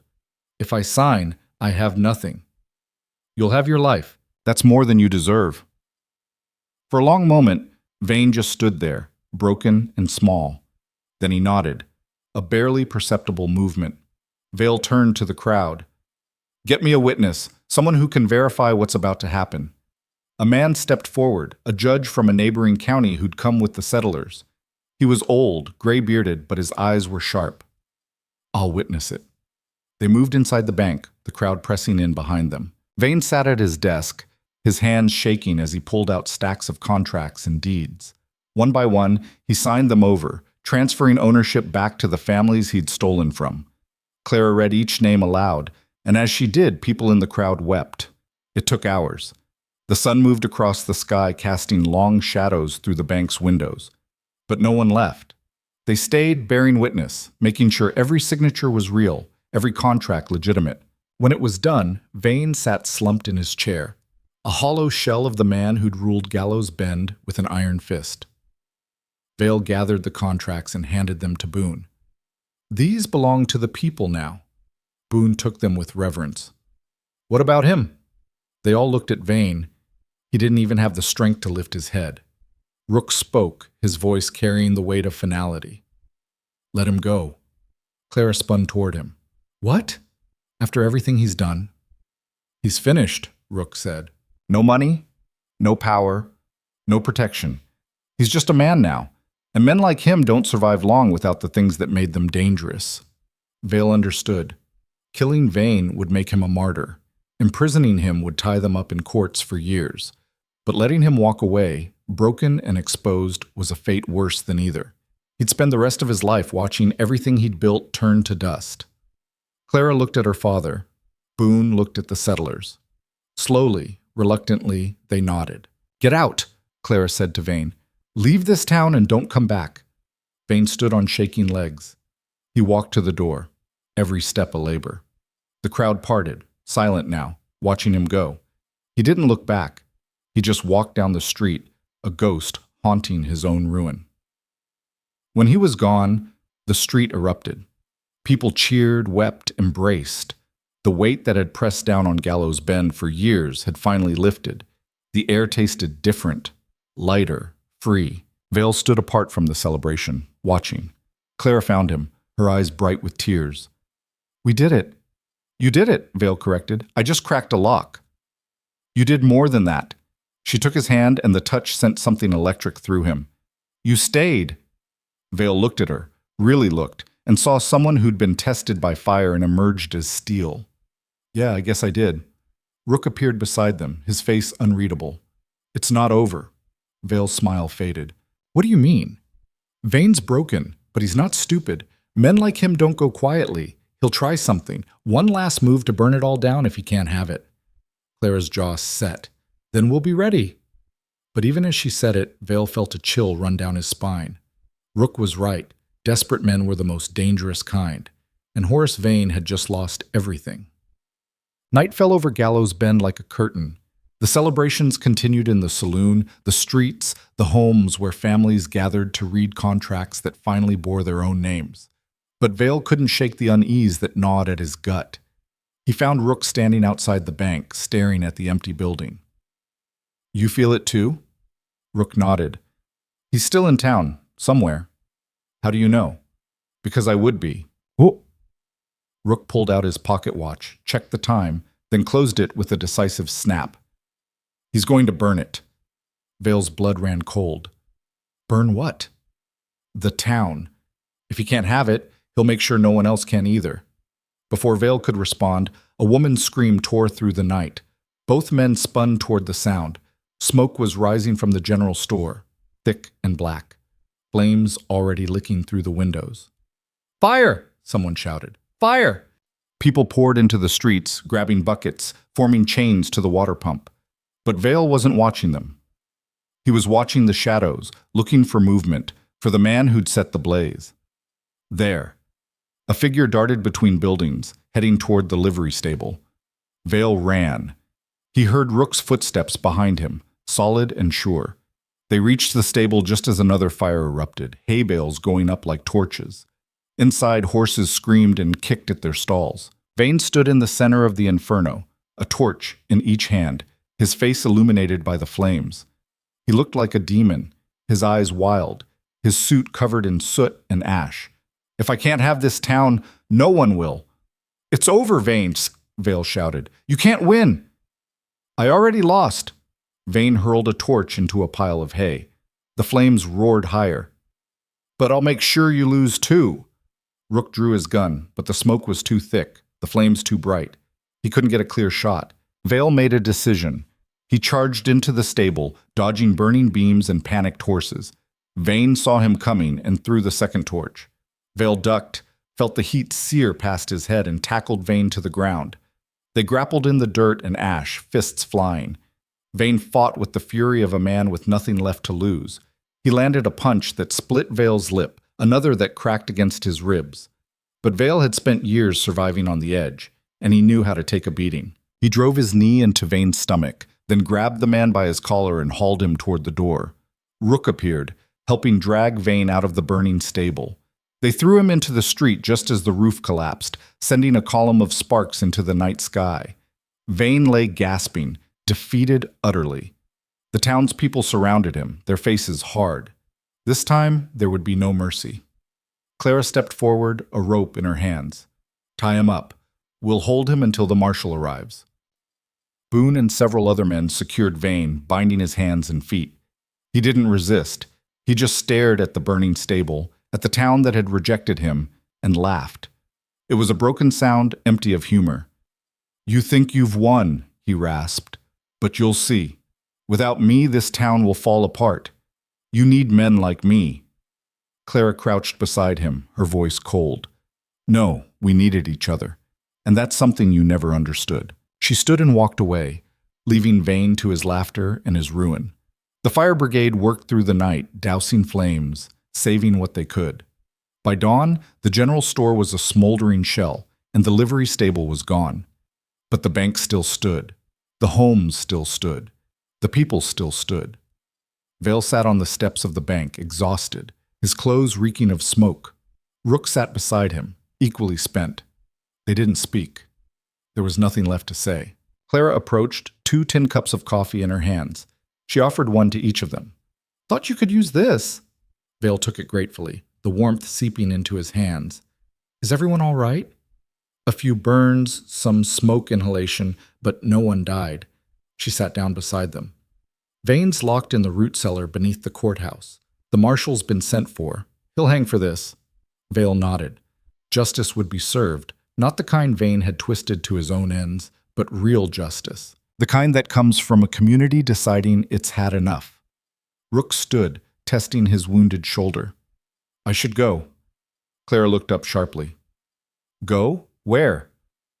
"Wherever the next job takes me." "You don't have to leave," she said. "You've earned a place here." Rook's smile was faint, sad. "I'm not the settling type." He looked at Vale. "What about you?" Vale thought about it. Thought about the road, the next town, the next score. Thought about the life he'd lived for so long, always moving, never staying. Then he thought about Clara, about Boone, about the people who'd stood together when it mattered most. "I think I'll stick around," he said, "at least for a while." Rook nodded, as if he'd expected nothing less. He extended his hand. Vale shook it. "Take care of them," Rook said quietly. "I will." Rook turned to Clara. "You're stronger than you know. Don't let anyone tell you otherwise." Clara stood and embraced him, quick and fierce. When she pulled back, her eyes were bright. "Thank you for everything." Rook tipped his hat, then walked to his horse. He mounted up, settled into the saddle, and looked back at Gallows Bend one last time. The sun was rising, painting the valley gold and amber, and for a moment the town looked almost peaceful. Then Rook turned his horse and rode into the dawn, the sound of hoofbeats fading until there was nothing left but silence. Vale stood beside Clara, watching him go. "You think we'll ever see him again?" "Maybe," Clara said, "if someone needs him." Vale thought about the pocket watch, about the legend of Rook Maddox and the death that followed him. But he also thought about the man beneath the legend, the one who'd chosen to stand when he could have walked away. "He's a good man," Vale said. "So are you," Claire replied. Vale looked at her, and something in her eyes made him believe it. Maybe he was, or maybe he could be. The town began to wake around them. Shopkeepers swept ash from their storefronts. Families emerged to survey the damage and start rebuilding. Children ran through the streets, laughing despite everything, because children always found reasons to laugh. Gallows Bend had been tested by fire and come through scarred but unbroken. The settlers had their land back. The contracts bore their names, and the man who'd tried to own them was finished. It wasn't a perfect ending. The general store would take months to rebuild. Some families had lost everything in Vane's final act of spite, and there were still debts to pay, wounds to heal, futures to build from the ashes. But for the first time in years, Gallows Bend belonged to the people who lived there. Not to a banker, not to hired guns, not to fear. Just to them. Vale took Clara's hand. What now? She looked at the town, at the work ahead, at the horizon beyond. Now we build something better. And standing there in the morning light, with the smoke still rising and the embers still glowing, Vale believed her. The days that followed Vane's arrest moved with the slow, deliberate rhythm of reconstruction. Gallows Bend transformed from a town held hostage by fear into something Vale had never quite witnessed, a community discovering its own strength. The general store's blackened frame came down timber by timber, and in its place, men raised new walls while women mixed mortar and children carried nails in their small hands. The livery stable took shape again, this time with a wider door and reinforced beams, built by people who understood what it meant to lose everything and chose to build anyway. Vale found himself staying longer than he'd planned. Each morning, he told himself he'd ride out by sunset. Each evening, he found another reason to remain. Sometimes it was Clara asking him to help draft letters to the territorial governor. Sometimes it was Boone needing an extra pair of hands to repair fence lines at Broken Creek. But mostly, it was the quiet realization that for the first time in his restless life, he felt like he belonged to something larger than his next score. He worked alongside the settlers, his safecracker's hands learning the weight of a hammer, the grain of fresh-cut wood. His back ached in ways it never had from crouching over locks, but there was satisfaction in the pain. These weren't stolen goods he was handling. This was creation, not theft. The distinction mattered more than he'd expected. Clara worked beside him most days, her sleeves rolled up, her dark hair tied back with a strip of leather. She had a way of moving through the reconstruction efforts that commanded respect without demanding it, checking on families who'd lost homes in the fires, organizing supply runs, mediating disputes over property lines now that the deeds had been returned. She'd become something the town had never had before, a leader who served rather than ruled. One afternoon, as they stood on the roof of the new general store hammering down shingles, Vale paused to wipe sweat from his brow. The valley stretched out before them, golden in the late-day sun, and he could see other ranches in the distance, smoke rising from chimneys, cattle dotting the hillsides. "It's strange," he said. Clara looked over at him, squinting against the light. "What is?" "Seeing a place heal. I've spent most of my life watching things break. Locks, trust, towns that were already dying when I arrived." He drove another nail home. "This is different. It's what happens when people stop fighting each other and start fighting for each other," Clara said. She set down her hammer and sat on the edge of the roof, her legs dangling over the side. "My mother used to say that a community is only as strong as its weakest member. If you let people fall, eventually everyone's standing on hollow ground." Vale sat beside her. She sounds like she was wise. She was, and stubborn and fierce. Clara's smile was sad. "She would have liked you.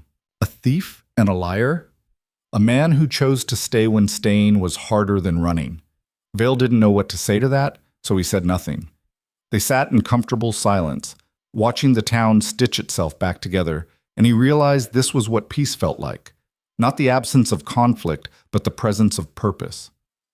That evening, as the sun bled orange across the horizon, a rider appeared on the eastern road. Vale spotted him from where he stood outside the saloon, and his hand instinctively moved toward his gun. The rider was moving fast, pushing his horse hard, and there was something urgent in his posture. The man reined up in front of the bank, now serving as a temporary town hall, and dismounted in a cloud of dust. He was young, maybe 25, with a badge pinned to his vest that caught the fading light. Vale recognized the insignia, Territorial Marshal's office. Clara emerged from the bank, Boone behind her, and the young lawman removed his hat. "Ma'am, I'm Deputy Marshal Thomas Garrett. I've been sent to collect the prisoner Horace Vane and transport him to the territorial capital for trial." "He's in the courthouse cellar," Clara said. "We've been holding him there under guard." Garrett nodded. "I'll need to see the evidence you've compiled. The governor wants this handled properly, by the book, with no room for appeal." Vale stepped forward. "We have his personal ledger, every fraudulent transaction documented in his own hand. plus signed confessions from 3 of his former employees who witnessed him ordering the attacks on settler properties. The deputy's eyebrows rose. "That's more than most cases get. The governor will be pleased." "Pleased enough to ensure Vane hangs?" Boone asked, his voice hard. "If the evidence supports it, yes, sir." Garrett met Boone's gaze steadily. "I understand what this man did to your community. I promise you, justice will be served." They led Garrett to the makeshift cell where Vane had spent the last week. The man who emerged from the shadows bore little resemblance to the impeccably dressed banker who'd once ruled Gallows Bend. His suit was filthy and torn, his face gaunt, his eyes hollow. He'd been eating the same simple meals as everyone else, sleeping on a thin mattress on cold ground, and the experience had stripped away every layer of his former grandeur. Vane looked at Garrett with something like hope. "Finally, someone from the territorial office. I need to speak with the governor immediately. These people have falsely imprisoned me, stolen my property." "Mr. Vane," Garrett interrupted, his voice professional and cold. "I'm here to transport you to trial on charges of fraud, theft, conspiracy, arson, and attempted murder. Anything you say will be documented and used as evidence. Do you understand?" The hope died in Vane's eyes. He sagged against the wall, his legs barely holding him. "This is a mistake. I'm a businessman. I've done nothing. Save it for the judge," Garrett said. He turned to Clara. "I'll need to take him now. The trial is scheduled to begin in 2 weeks." They brought Vane out into the fading daylight, his hands shackled, his ankles chained. The townspeople gathered to watch, their faces impassive. No one jeered. No one celebrated. They simply bore witness to the man who'd tried to own them, being led away in irons. As Garrett loaded Vane onto a horse, the former banker looked back at the town one last time. His eyes found Clara, and something flickered in them. Not remorse, but understanding. He'd lost. Completely. Irrevocably. "You think you've won," Vane said, his voice raw. "But you've only traded one master for another. Someone else will come, someone stronger, and you'll wish you'd kept me." Clara walked up to stand directly in front of him. "No one will ever own us again, because we finally understand that we never needed an owner. We just needed each other." Vane had no answer for that. Garrett spurred his horse forward, and the 2 riders disappeared down the eastern road, taking with them the last shadow of the old Gallows Bend. The crowd dispersed slowly, returning to their homes, their dinners, their evening routines. But Vale stood watching the empty road long after the riders had vanished, trying to identify the feeling settling in his chest. It took him a moment to recognize it. Closure. The job was done. The lock had been cracked, not with metal picks, but with courage and community. And for once, he'd been part of building something instead of just taking it apart. Clara touched his arm. "You all right?" Vale nodded slowly. "Yeah, I think I am." "Good. Because we're having a town meeting tomorrow night, and I need you there." "What for?" Clara's smile was enigmatic. "You'll see." The meeting convened in the newly rebuilt community hall, a structure that smelled of fresh pine and sawdust. Every family in the valley crowded inside, filling benches and standing along the walls. Vale positioned himself near the back, uncomfortable with crowds, but curious about what Clara had planned. Boone stood at the front of the room, his presence commanding attention without effort. "We've come through the fire," he began, his voice carrying to every corner, literally and otherwise. "We've got our land back. We've seen justice begin its course. But now comes the harder work, deciding what kind of town we want to be." A woman near the front spoke up. "What do you mean? We're just trying to survive." "Survival's not enough," Clara said, stepping forward to stand beside her father. Vane was right about one thing. Someone else could come. Another banker, another strong man, another person willing to exploit our desperation. "Unless we build something strong enough to stand on its own." A rancher called out. "And how do we do that? Most of us are still buried in debt, even with our deeds returned." "By working together," Clara said. "We form a cooperative, pool our resources, share equipment, labor, expertise. Instead of each family struggling alone, we support each other. When one ranch has a good year, it helps those having a bad year. When someone needs a barn raised or a well dug, the community provides the hands." Murmurs rippled through the crowd, some approving, some skeptical. An older man stood, his weathered face thoughtful. That's a fine idea in theory, but who manages it? Who decides who gets help and when? We all do, Boone said. We elect a council. 3 people to coordinate efforts and settle disputes. But decisions get made by vote, with every family having equal say. The discussions continued for hours, voices rising and falling as people debated the details. How would resources be divided? What about families who wanted to remain independent? How would they handle newcomers to the valley? Vale listened to it all, fascinated. This was democracy in its rawest form, messy, contentious, but genuine. No one person controlling the outcome, just people trying to figure out how to live together without destroying each other. Finally, Clara called for a vote on the formation of the cooperative. Hands rose across the room, and Vale counted silently. 3/4 in favor. More than enough. Then it's decided, Boone said. Now we need to elect the council. Vale expected this to take hours more of debate, but the nominations came swiftly. Boone was proposed and accepted unanimously. Margaret Holt, the boarding house owner, was nominated for her business acumen and sharp eye for detail. She accepted with a firm nod. Then someone called out, "I nominate Clara Boone." Another voice joined. Seconded. Clara looked startled. "I don't think—" "We do," the older rancher said. "You've kept us together through the worst of it. You organized the protest, led the settlers when we were too scared to lead ourselves. If anyone's earned the right to help guide this community, it's you." The vote was nearly unanimous. Only Clara abstained, her face flushed with emotion. As the meeting broke up and people filed out into the night, Vale approached Clara.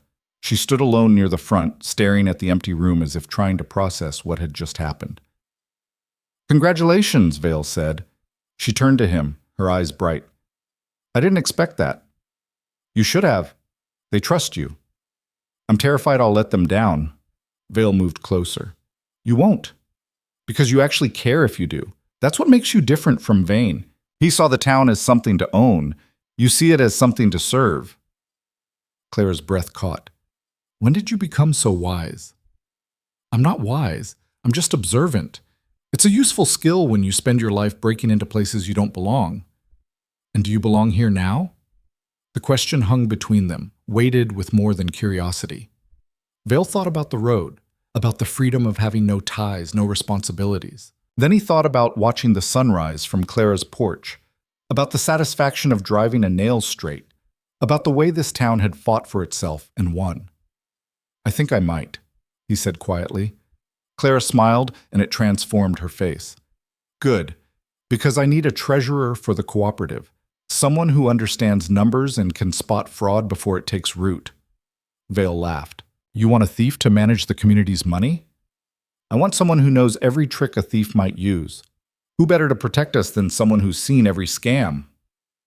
"Fair point." Vale extended his hand. "I accept.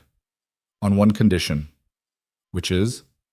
"You let me teach you to crack a safe, just in case we ever need to liberate funds for a good cause." Clara took his hand, her grip firm and warm. "Deal."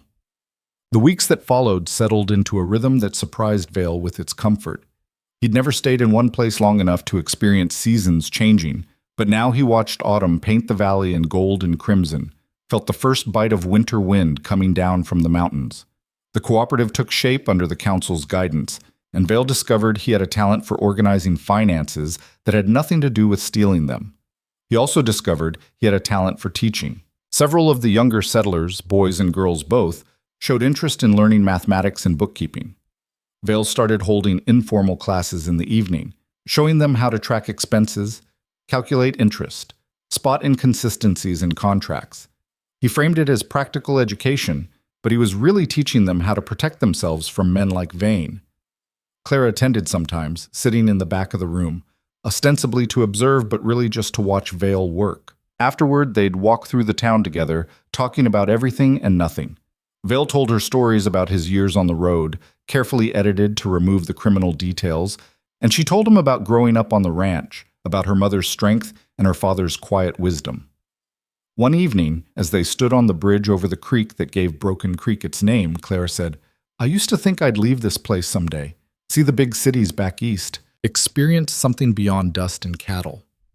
"What changed?" Vale asked. I realized that what I was looking for wasn't somewhere else. It was right here. I just couldn't see it because everything was broken. She leaned against the railing, watching the water flow beneath them. Now that it's healing, I can see what it could become. And I want to be part of that. Vale understood. He'd spent years searching for something he couldn't name, moving from town to town, thinking the next place might hold whatever he was missing. But standing here, watching the stars emerge over the valley, he realized he'd been running from belonging, not toward anything real. "What about you?" Clara asked. "Do you miss the road?" Vale considered lying, then decided Clara deserved better. "Sometimes. I miss the simplicity of it. Move in, do the job, move out. No attachments, no complications. But I also miss things I didn't know I was missing. Knowing people's names, watching something grow instead of just taking what's already there, mattering to someone beyond being a useful set of skills." Clara turned to face him. "You matter here. You know that, right?" The intensity in her eyes made Vale's heart stumble. "I'm starting to." She moved closer, and Vale's breath caught. He'd faced down armed guards, cracked impossible safes, survived gunfights and fires, but this moment felt more dangerous than all of them combined. "Clara." She kissed him, and the world contracted to just that point of contact. When she pulled back, her expression was challenging, almost defiant. "Tell me that was a mistake, and I'll never do it again." Vale stared at her, his mind reeling. Every instinct he'd honed over years of survival screamed at him to deflect, to make a joke, to protect himself from the vulnerability of caring, but those instincts had kept him alive in one way while slowly killing him in another. "It wasn't a mistake," he said. Clara's smile was radiant. "Good." They walked back to town hand in hand, and Vale felt something he'd thought long dead stir back to life. Hope. Not for a score or an escape, but for a future. For building something instead of stealing it. Winter settled over Gallows Bend like a blanket, cold but not cruel. The cooperative's first harvest had been modest but successful, with surpluses shared among families who'd struggled. The new general store opened with a celebration that filled the street despite the freezing temperatures. And through it all, the community continued to knit itself together, one shared meal and raised barn at a time. Vale moved into a small house on the edge of town. Nothing fancy, but solidly built with his own hands and help from neighbors who'd become friends. He kept his old tools, the lockpicks, the listening devices, in a locked drawer, not because he planned to use them, but because they reminded him of who he'd been and how far he'd come.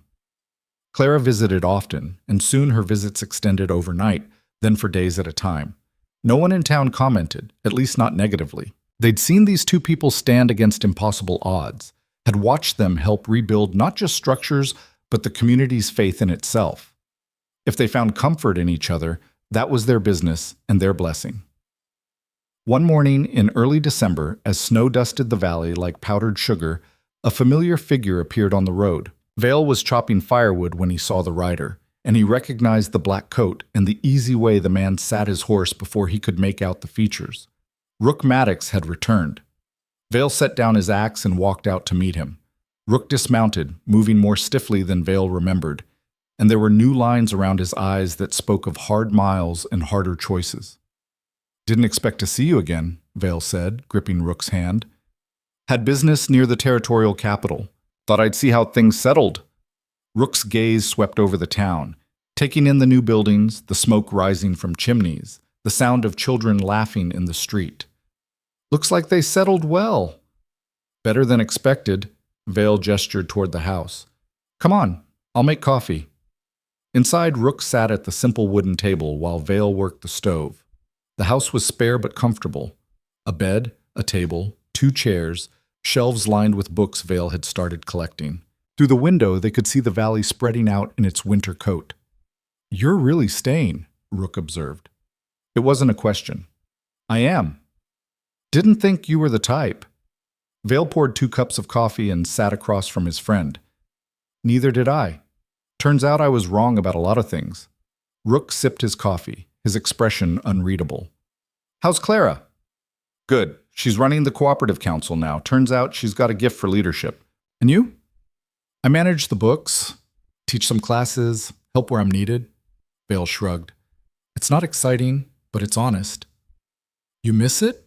The old life. Vale thought about that, really thought. Sometimes I miss the thrill. The moment when a lock clicks open and you know you've beaten it. But I don't miss the running, don't miss looking over my shoulder. And I definitely don't miss being alone. Rook nodded slowly, something in his eyes suggesting he understood better than most. I stopped by the territorial capital before coming here. Vane's trial concluded last week. Vale's attention sharpened. And? Guilty on all counts. They hanged him 3 days ago. Vale absorbed that. He felt no satisfaction, no triumph, just a sense of finality. How'd he take it? Like you'd expect, blamed everyone but himself until the end, said the world needed men like him to keep order. Rook's voice was flat. The last thing he said before they dropped the floor was that Gallows Bend would fail without him. He was wrong. I know, that's why I came back. Wanted to see it with my own eyes. Rook set down his cup. There's something else. The territorial governor was impressed with how this town handled itself. He's proposing a new law, limits on what interest rates banks can charge, protections for borrowers, mandatory transparency in contracts. He's calling it the Gallows Bend Reform Act. Vale's eyebrows rose. Because of what happened here? Because 40 families stood up and proved that regular people could fight corruption and win. It got people's attention, made other towns start asking questions about their own bankers. Rook's rare smile appeared. You changed more than just this valley. The weight of that settled over Vale like a mantle. They'd set out to save one ranch, one community. Instead, they'd sparked something larger. The idea that people didn't have to accept being crushed by those with power, that fighting back was possible. That's bigger than I ever intended, Vale said quietly. Best things usually are. Clara arrived as the sun reached its zenith, and her face lit up when she saw Rook. She embraced him fiercely, and Vale saw genuine affection pass between them. They'd fought together, bled together, and those bonds didn't break easily. You'll stay for dinner, Clara said. It wasn't a question. One night, Rook agreed, then I need to move on. Always moving, Clara said, but without judgment. Where to next? There's a mining town in Colorado having trouble with claim jumpers. Someone asked for my help. Someone always needs you, Vale observed. Rook's expression turned distant. That's the problem with being good at one thing. People keep asking you to do it. That evening, they gathered at Boone's ranch. Clara, Vale, Rook, Boone himself, and Margaret Holt from the Cooperative Council. It was a simple meal, venison and potatoes and bread fresh from the oven, but the conversation flowed like good whiskey. They talked about the cooperative's plans for spring planting, about the families who'd joined the community over the past months, about the small disputes and large triumphs that made up daily life. Rook listened more than he spoke, but Vale could see him soaking it in, storing these moments like a man who knew he'd need them later in darker times. After dinner, as the others cleaned up, Vale and Rook stepped out onto the porch. The night was crystalline cold, stars scattered across the sky like diamonds on black velvet. I envy you, Rook said suddenly. Vale looked at him, surprised. Why? Because you figured out how to stop, how to be still. Rook pulled out his pocket watch, the brass dull in the starlight. I've been moving my whole life. It's the only thing I know how to do anymore. You could learn something else, stay somewhere, build something. Rook shook his head. Men like me don't get that ending. We're useful for the hard times, the violent times. But when the dust settles and people start building, there's no place for us. That's not true. It is, and you know it. Rook's voice was gentle but firm. I'm not bitter about it. It's just the truth. I've made peace with what I am. Vale wanted to argue, but he couldn't, because part of him understood. Rook Maddox was a legend, and legends didn't retire. They rode off into sunsets and became stories people told to remember that once, when it mattered most, someone had been willing to stand. For what it's worth, Vale said, you gave me something I didn't know I needed. You showed me that choosing to stand matters more than how many times you've walked away before. Rook gripped Vale's shoulder. And you showed me that some things are worth protecting, even for men like us. They stood in comfortable silence, two outlaws who'd found meaning in different ways, neither better nor worse than the other. Just different paths toward the same truth, that what you choose to fight for defines who you are more than what you fight against. Rook left before dawn, as was his way. Vale woke to find a note on his table, written in Rook's sparse hand. "Keep the watch. You'll know when to use it." Beside the note sat the brass pocket watch, its weight surprising for something so small. Vale picked it up, opened it. The face showed the correct time, the mechanism still ticking steadily. He thought about what Rook had said, that the watch was a warning, a countdown to violence. But maybe it could be something else. A reminder that time matters, that the moments we choose to stand, to care, to build, those are the ones worth counting. He slipped it into his vest pocket and went to find Clara. Spring came to Gallows Bend with the exuberance of something long suppressed finally breaking free. The valley exploded in wildflowers, and the creek ran high with snowmelt. The cooperative's fields were plowed and planted, every family contributing labor, and there was optimism in the air that hadn't existed in years. Vale proposed to Clara on a warm evening in May, standing in the rebuilt barn at Broken Creek. He didn't have a ring, money was still tight for everyone, but he had words he'd been rehearsing for weeks. "I'm not good at this," he started, and Clara laughed. "That's not a promising beginning." "Let me finish." Vale took her hands. "I've spent my whole life being good at the wrong things. Stealing, lying, running. But you've shown me that it's possible to be good at things that matter. Building, protecting, staying. And I want to spend whatever time I have left being good at loving you." Claire's eyes shone with tears. "Vale Mercer, that might be the most beautiful thing anyone's ever said to me. Is that a yes?" "It's absolutely a yes." They married in June, with the whole town in attendance. Boone officiated, his voice thick with emotion as he spoke about partnership and commitment, and choosing to build a life together even when the world tries to tear it apart. Margaret Holt cried openly. The children threw wildflowers instead of rice, and the celebration lasted until the stars came out. That night, lying beside Clara in the house that was now theirs together, Vale stared at the ceiling and marveled at the strangeness of happiness. It wasn't loud or dramatic. It was quiet, steady, and rooted in a place and people he'd chosen. "What are you thinking?" Clara asked sleepily. "That I used to think freedom meant having no ties, nothing holding me down." But I was wrong. Vale turned to look at her. "Real freedom is choosing what holds you. And I choose this, you, them, all of it." Clara smiled and kissed him. "Good, because you're stuck with us now." The years that followed weren't easy, but they were good. The cooperative grew, adding new families as word spread about a valley where people helped each other instead of tearing each other down. Vale's classes expanded into a proper school, and he discovered he loved teaching almost as much as he'd once loved cracking safes. Clara's leadership on the council turned Gallows Bend into a model for other communities. When disputes arose, they were settled by conversation and consensus rather than violence. When families struggled, the cooperative provided support without judgment. And when outside interests tried to move in, timber companies, railroad speculators, men who saw the valley as something to exploit, the community stood together and said no. Boone passed in his sleep during the winter of their third year, and the town mourned a man who'd been its conscience and its backbone. They buried him on a hill overlooking Broken Creek, and Vale gave the eulogy, talking about a rancher who'd understood that true strength wasn't about dominance but about lifting others up. Clara grieved hard, but not alone. The community she'd helped build surrounded her, held her up, and reminded her that her father's legacy lived in every shared harvest and raised barn. Vale's past caught up with him once, in the form of a marshal who'd been tracking him for years for a bank robbery in Kansas. The man arrived with a warrant and cold certainty, ready to drag Vale back to face justice. But Clara met him at the edge of town with the entire cooperative council and half the community behind her. She explained what Vale had done here, how he'd helped them fight corruption and build something better. She showed the marshal the school, the children learning to read and calculate. She introduced families whose lives had been changed by Vale's honesty and dedication. "He broke the law," the marshal said, but his conviction was wavering. "He did," Clara agreed, "and he's spent every day since making amends by building instead of taking. If you arrest him, you're not serving justice. You're just punishing rehabilitation." The marshal looked at Vale, then at the town, then at the warrant in his hands. Finally, he tore it in half. "I never found him," he said.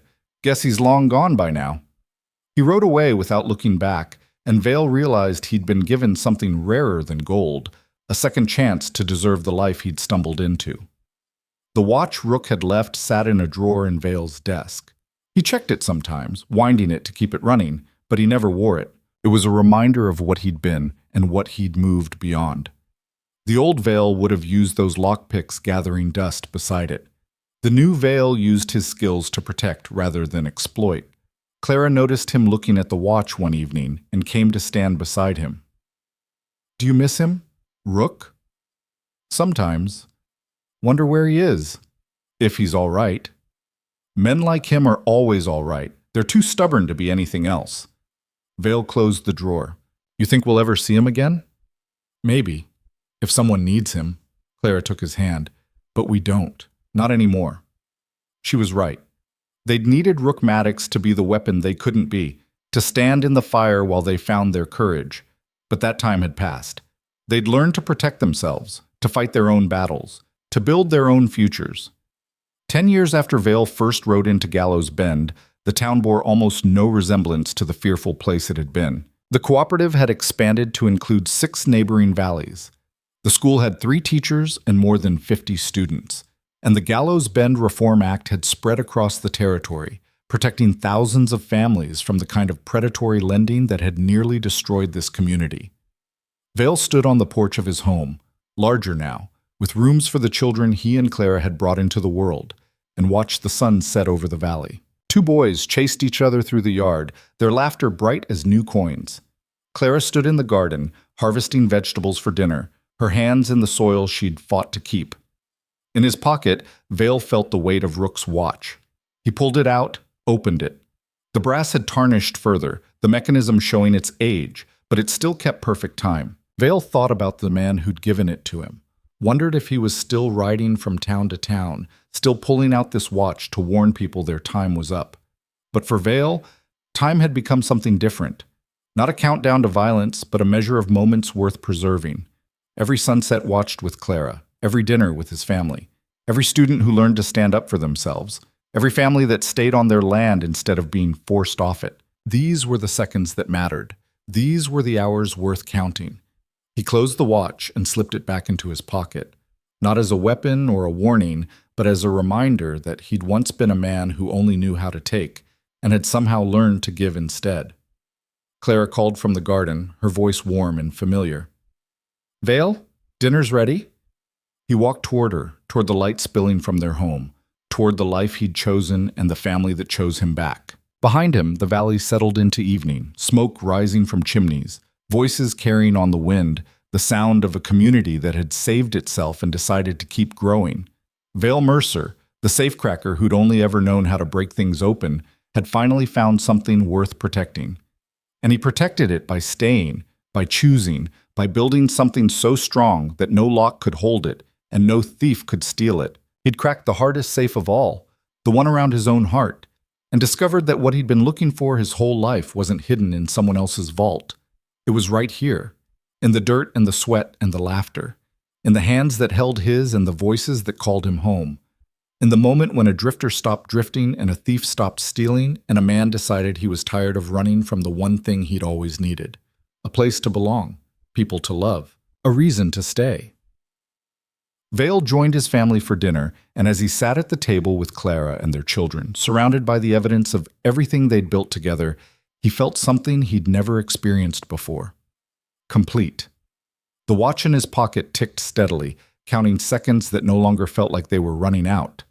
Instead, they felt like they were accumulating into something valuable, a life measured not in stolen goods or narrow escapes, but in shared meals and kept promises and futures built on foundations of trust.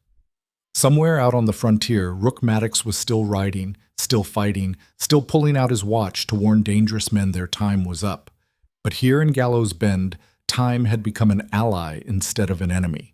It was the medium through which healing happened, through which communities grew strong, through which 2 outlaws who'd met in a dusty town had helped create something worth more than all the gold in every bank vault in the West. They'd given people their dignity back, their futures back, their belief that the world could be better if someone was willing to stand up and make it so. And in doing that, they'd save themselves. As darkness settled fully over the valley and the stars emerged like promises kept, Gallows Bend breathed easy. No fear in the streets, no crushing debts, no tyrants ruling from behind polished desks, just people, living, building, choosing each other every single day. And that, Vale understood as he helped Clara clear the dinner plates while their children played nearby, was the greatest heist of all. They'd stolen back what Horace Vane thought he owned, their lives, and in doing so, proved that some things can't be locked away, can't be bought, can't be controlled. Freedom, community, love. The things that matter most are the things no safe can hold. Vale smiled as he dried the dishes, feeling the weight of Rook's watch in his pocket and the lightness of redemption in his heart, and knew that he'd finally found what he'd been searching for all along. Home.